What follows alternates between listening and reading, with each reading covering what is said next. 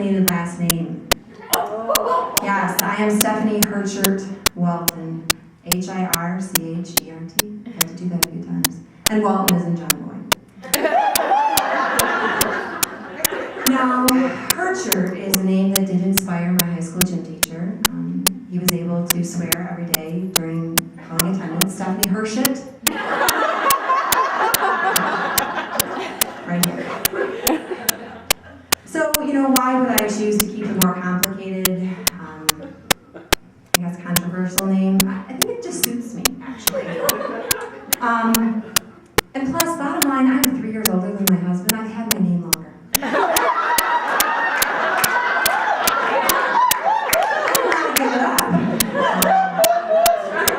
Now, my husband and I dated for 7 years before we got married, and we probably spent the last 3 discussing what our last name was going to be. And I remember this conversation actually coming to a head at the parking lot at Fazoli's.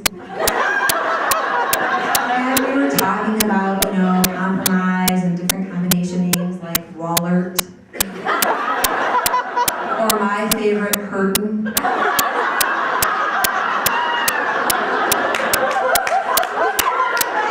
And I think I was so excited about that opportunity, that choice, that I threw up. I really did it. It was not a good thing. But my husband, bless his soul, was interested in unity, and so we are all 5 of us Hirchert-Waltons. Now, I don't know that he thinks so, but that's where we are. My daughter, who's 4, she is really grateful for our decision because after learning how to spell her name, there's only 8 more letters left to learn.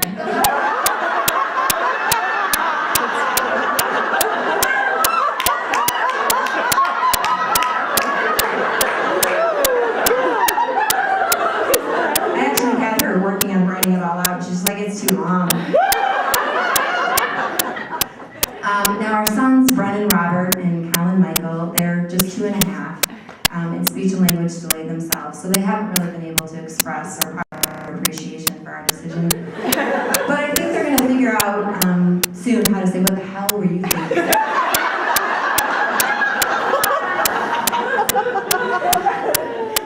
Now, names really do have a significant part of your identity and who you are. And my husband's first name is Hedlund. Yes, that's the reaction. Hedlund, like Hedlund Plumbing, but without the D. Now, he was named for a family friend, Bill Hedlund. And if they had called him Bill, we wouldn't be having this conversation right now. But they didn't.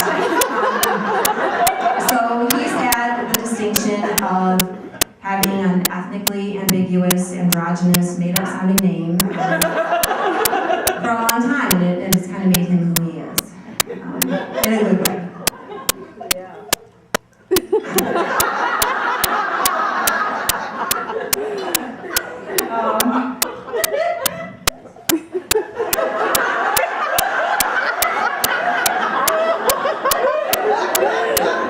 Where to go from here?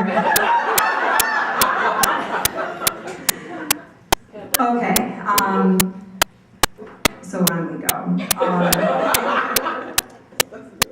When we were naming Audrey, that's where I have to go back, sorry.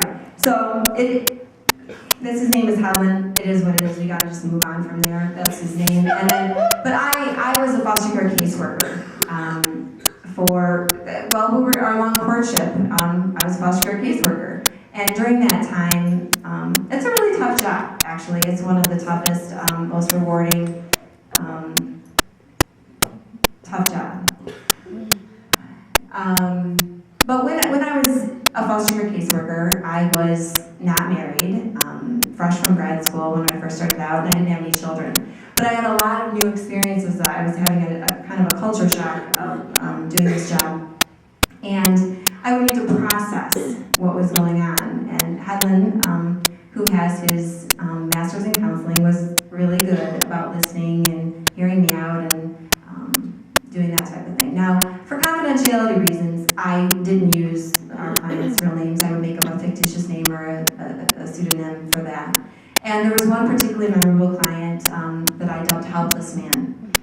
Now, he provided so much material for me to try to work through that my husband thought, I can't do this alone. So he enlisted his family, and so the Walton household kind of got to know about Helpless Man, and they would ask for the latest installment. As I was trying to sort out what he thought I could do to help him every time he contacted me. And there was one time he called me from Ohio, collect, to let me know that he'd run out of gas. And I was kind of like, oh wow, he needs some major help. It's beyond a phone connection with a foster care caseworker. And so I tried to point him in the right direction. I did what I thought would be best, and I nailed him a planner.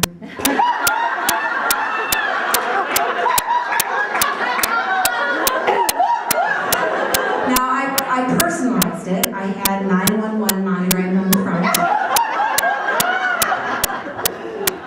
On each page, I wrote in capital letters, "Help this man," with an arrow pointing to himself. I also put it on the back in case he was carrying it and people could see and they could kind of be alerted to be helpful for him.